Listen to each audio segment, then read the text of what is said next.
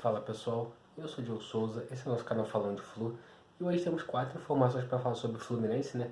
Ontem foi um dia, não foi tão agitado, mas teve algumas informações, inclusive uma fala do André, a questão da negociação do William Bigode, são as duas coisas que chamaram mais atenção no dia de ontem, mas antes de mais nada eu gostaria de pedir sua ajuda.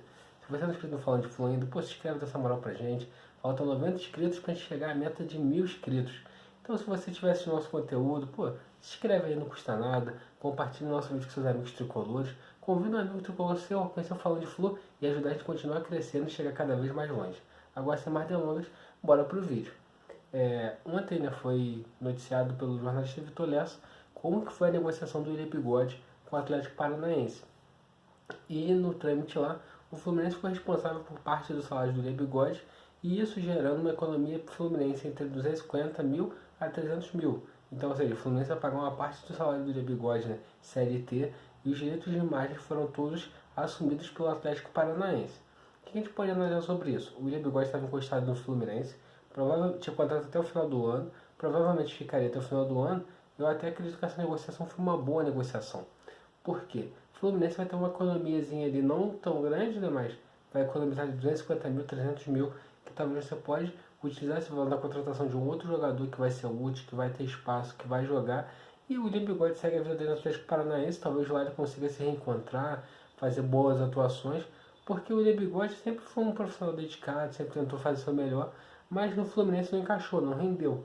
E dificilmente no estilo de jogo do Diniz ele conseguiria render. Então para o Fluminense foi interessante essa saída do William Bigode, né?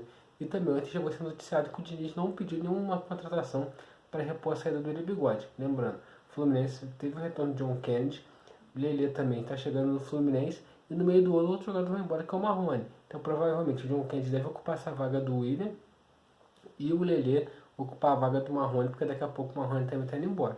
E eu também não vejo uma necessidade muito grande de trazer jogadores para essa posição. Até porque, se a gente parar para observar, a gente pode ter uma molecada da base que você pode utilizar meio que esporadicamente, até para dar uma rodagem para essa molecada aí. Então, eu acho que no ataque o Fluminense está bem servido, também não buscaria ninguém nesse momento.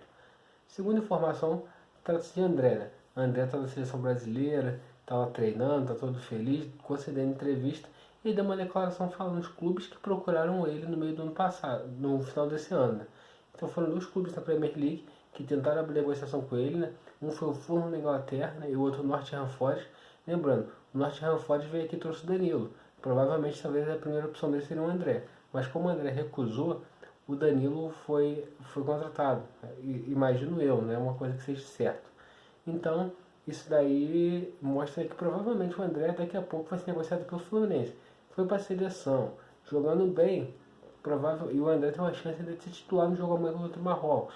Então, provavelmente, jogo amanhã, jogo sexta-feira, né, contra o Marrocos. Então, existe sim uma possibilidade do André ser negociado. A gente acha que ele vai ficar esse ano todo, mas provavelmente o André também vai entrar muito mais forte no radar europeu.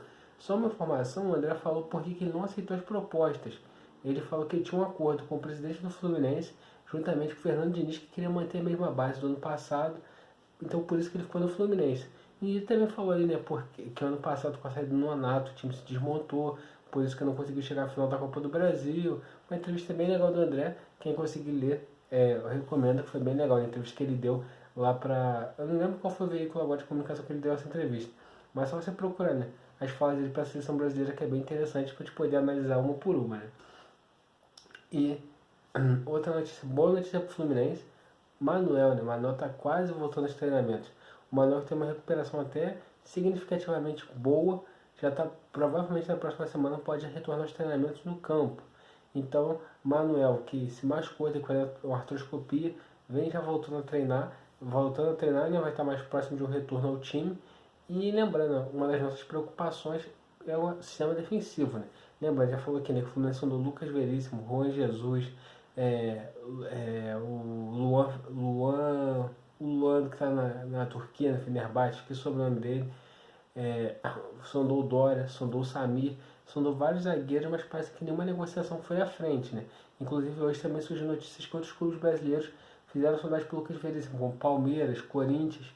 Então o Fluminense fica nessa saga de buscar um zagueiro bom para ser ou uma opção de titularidade ou até mesmo um reserva imediato do Manuel, e o Manuel se recuperando bem. Então, ou seja, a nossa torcida é que o Manoel consiga voltar na primeira fase da Libertadores ali, por exemplo, segundo jogo, terceiro jogo, porque a gente só teria que jogar um jogo sem o Manoel, talvez com o David Braz.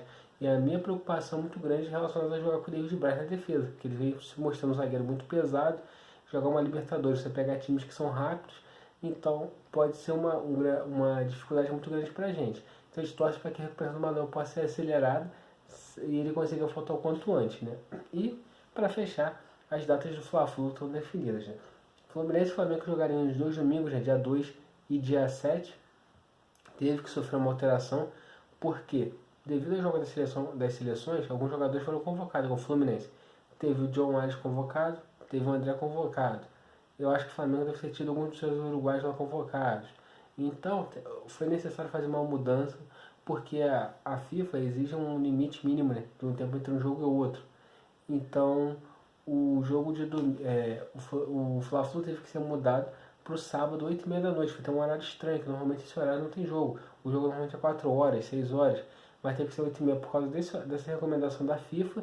E o jogo teve que ter sido antecipado por sábado, porque como a Libertadores começa já na semana seguinte do primeiro jogo da final do Carioca, poderia acontecer de um dos times, o Flamengo ou o Fluminense, jogar na terça-feira. Então teve que acontecer essa mudança no horário e no dia. E o segundo jogo da final fica realmente fechado para o domingo, dia 7.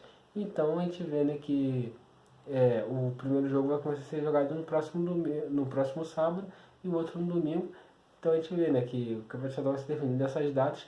É um horário até um pouco estranho, não sei para o público se vai ser um horário atrativo, igual para mim é um horário ruim. Se eu quisesse no jogo já ficaria um pouco mais difícil, mas eu não vou estar no jogo, então a gente só deseja que você tenha sorte, consiga fazer um bom jogo e consiga ainda somar uma vitória legal para poder chegar no segundo jogo da final mais tranquilo, né?